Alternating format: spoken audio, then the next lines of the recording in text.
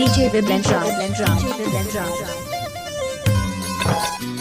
हमसे प्यार काहे हो जान तू कइलू, हमसे प्यार काहे हो जान तू कइलू, हमारा के छोड़ के दूसरा के तू हो गइलू, तू हो गइलू।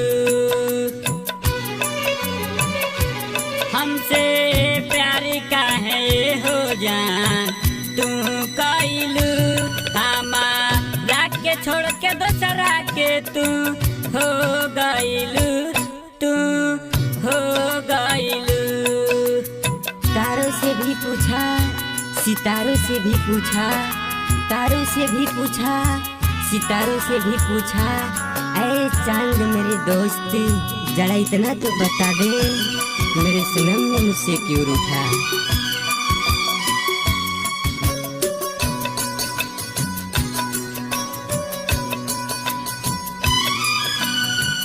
हमारा से कोई दिहल घात हो, धइल हल दूसरा के तू हाथ हो।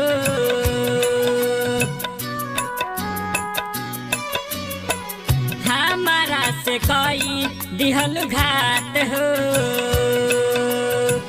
धइल हल दूसरा के तू हाथ हो। याद में तहारा तड़पिले हम, ना जाने कैसन दिहलु जखम, नाही रहले राहत बाटे हो, ना जुदाई सहात बाटे हो। हमार दिहल तो फयागी में जरा गइलू, हमार दिहल तो फयागी में जरा गइलू, हमारा के छोड़ के दूसरा के तू हो गइलू, हो जान हो गइलू।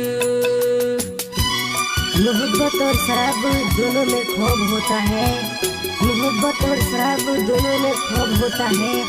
फर्क सिर्फ इतना है कि शराब सुला देती है और मोहब्बत रुला देती है।